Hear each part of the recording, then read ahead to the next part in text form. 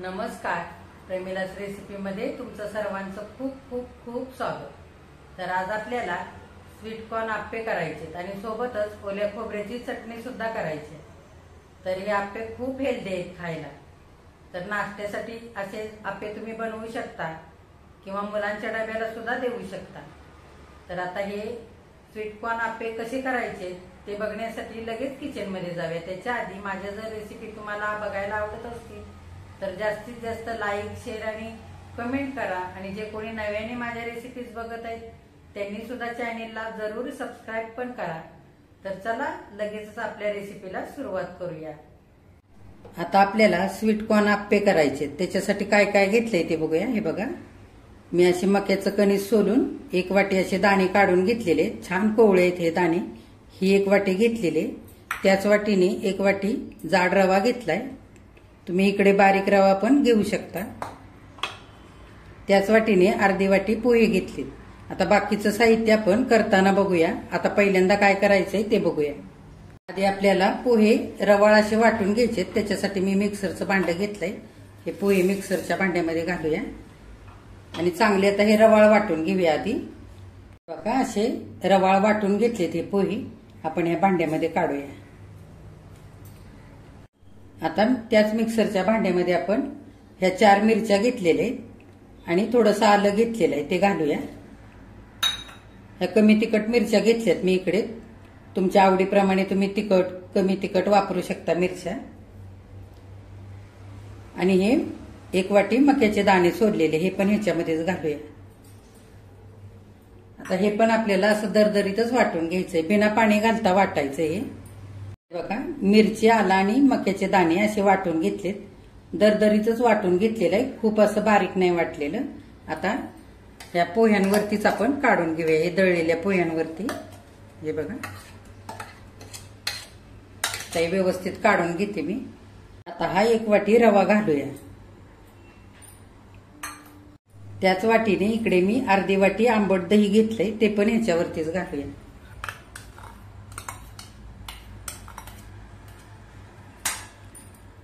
त्याच्यावरती चवीनुसार मीठ घालूया. आणि आता चांगले एकजीव करूया. आपल्याला पाणी घालून हे थोडंसं दाटसरच भिजवून घ्यायचंय. आधी दही आणि आपण मक्याचे जे दाणे वाटून घेतले त्याच्यामध्येच हे रवा आधी आपण मिक्स करून घ्यायचा. बघा, मक्याचे दाणे आपण वाटून घातलेत आणि दही, त्या ओलाव्यामध्ये इतका रवा आता भिजलेला आहे. अगदी थोडंसं पाणी घालूया आपण आणि थोडासा आणखी आपण सैलसर असा रवा करून घेऊया.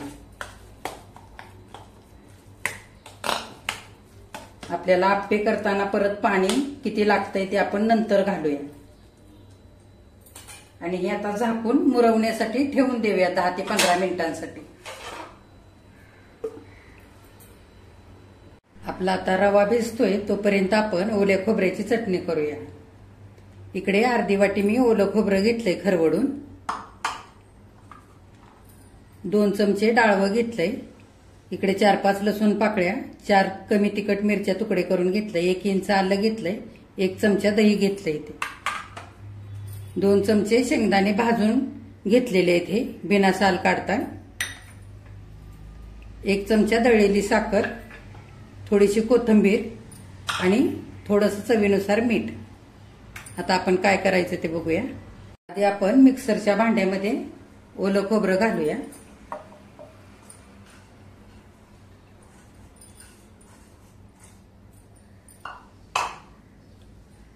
त्याच्यातच हे डाळवं, लसूण, मिरची आणि आलं हे सगळं ह्याच्यातच टाकूया.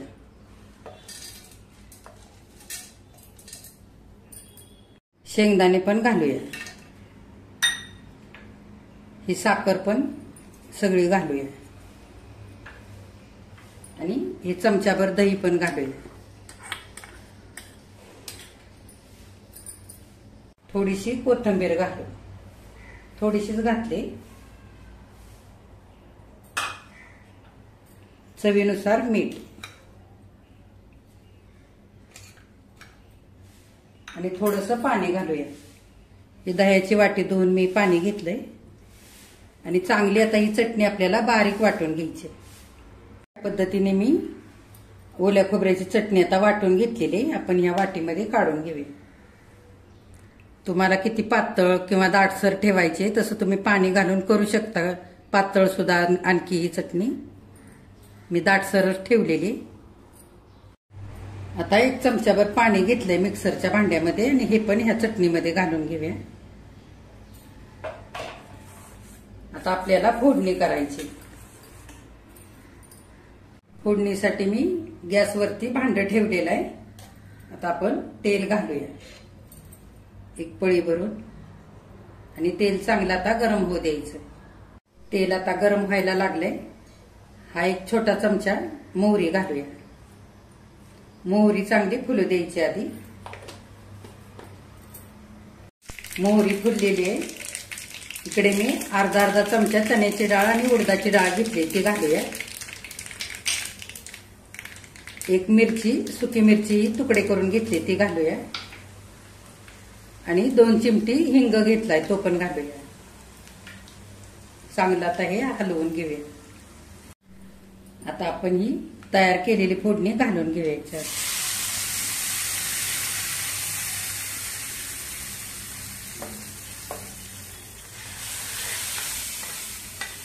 चांगलं मिक्स करून घेऊया.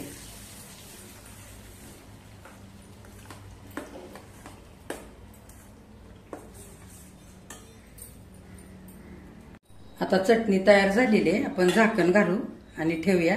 पुढे काय करायचंय ते बघूया. आता हे आप्याचं पीठ बघूया आपण. 10 ते 15 मिनिटं झालेले आहेत. हे बघा छान हे फुललेला आहे रवा. दाटसर झालेला आहे रवा हा सगळा. आता आपण ह्याच्यामध्ये कांदा घालूया. इकडे मी 2 कांदे असे बारीक चिरून घेतलेत. तुम्हाला आवडत असतील तर भाज्या पण घालू शकता याच्यामध्ये. गाजर, वाटाणा किंवा शिमला मिरची आणि थोडीशी कोथिंबीर घालूया. आता हे सगळं मिश्रण एकजीव करून घेऊया. कांदा आणि कोथिंबीर चांगली मिक्स केलेली आहे बघा ह्या रव्यामध्ये.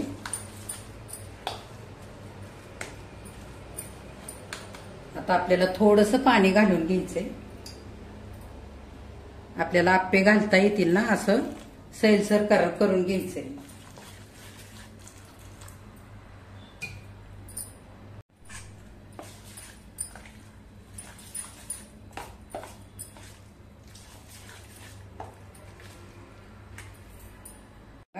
हे सगळं मिश्रण मी ह्या पद्धतीने पातळ करून घेतलेलं आहे. अशा आपल्याला चमच्याने आप्पे घालता यावेत इतकं. याच्यापेक्षा जास्त पातळ नाही करायचं. आता आपल्याला ह्या मिश्रणाचे 2 भाग करायचे. आपल्याला एका वाटीमध्ये थोडंसं पाहिजे तेवढं आता काढून घ्यायचंय. एकदमच आपल्याला खायचा सोडा सगळ्या पिठामध्ये नाही घालायचा. जर सगळ्या पिठामध्ये आपण सोडा आधीच घातला तर आपण जे पहिले आप्पे करू ते चांगले फुलतील आणि नंतर जे करू ते चांगले फुलणार नाहीत. त्याच्यासाठी आता आपण हे पीठ एका वाटीमध्ये काढून घेऊया. ह्याच्यामध्ये आपल्याला आता खायचा सोडा घालायचा आहे. आता आपण पाव चमचा खायचा सोडा घालूया आणि चांगलं आता हे पीठ एकजीव करून घेऊया. आपल्याला आप्पे करून घ्यायचे. आता आप्पे करण्यासाठी इकडे आप्पे पात्र गरम करण्यासाठी ठेवलेलं आहे गॅसवरती. आपण थोडं थोडंसं तेल घालून घेऊया.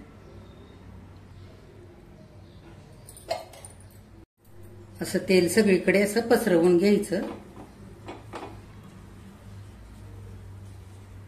पहिल्यांदा थोडंसं मी जास्त घातलेलं आहे तेल. तर थोडंसं गरम होऊ देऊ. आता आपण आप्पे घालूया.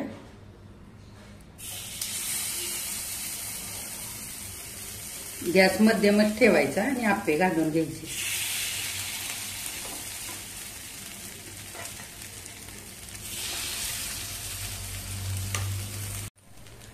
आता आप्पे सगळे घालून झालेत. मध्यम गॅसवरती आपल्याला 1 मिनिटभर चांगले भाजून द्यायचे खालच्या साईडने. एक साईड छान भाजायला लागलेले बघा. आप्पे पण चांगले फुलायला लागलेले. थोडं थोडंसं तेल घालूया आपण वरून.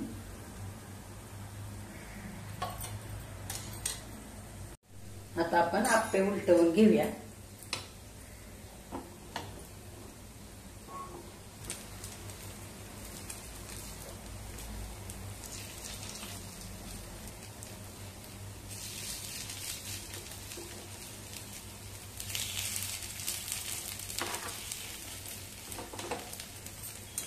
दुसरी साईड पण चांगली भाजून द्यायची अशीच. हे बघा दुसरी साईड पण चांगली भाजलेली आहे. हे बघा आता आपण काढून घेऊया आप्पे. किती मस्त झालेत बघा. बघा सगळे आप्पे मी काढून घेतलेत, किती मस्त झालेत. आता बाकीचे पण आपण असेच करून घेऊया. हे बघा स्वीटकॉर्न आप्पे खाण्यासाठी तयार झालेले आहेत. एकदम मस्त झालेले आहेत. इकडे ओल्या खोबऱ्याची चटणी पण आहे, मी तुम्हाला एक तोडून दाखवते.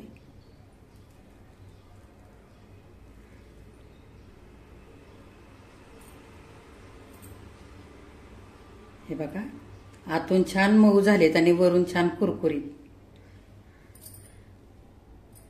बघा स्वीटकॉर्न आप्पे आणि ओल्या खोबऱ्याची चटणी आता खाण्यासाठी तयार झालेले, किती मस्त झालेत बघा.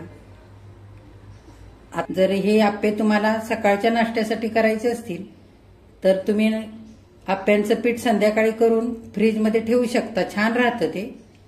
आणि सकाळी तुम्ही आयत्या टायमाला कांदा, कोथिंबीर आणि थोडासा सोडा घालून हे आप्पे छान असे करू शकता. आणि हे डब्याला सुद्धा मुलांच्या अगदी द्यायला खूपच मस्त आहेत. आता हाचा वेगळा नाश्ता तुम्ही पण एकदा करून बघा आणि माझ्या चॅनेलला लाईक, शेअर आणि सबस्क्राईब पण करा.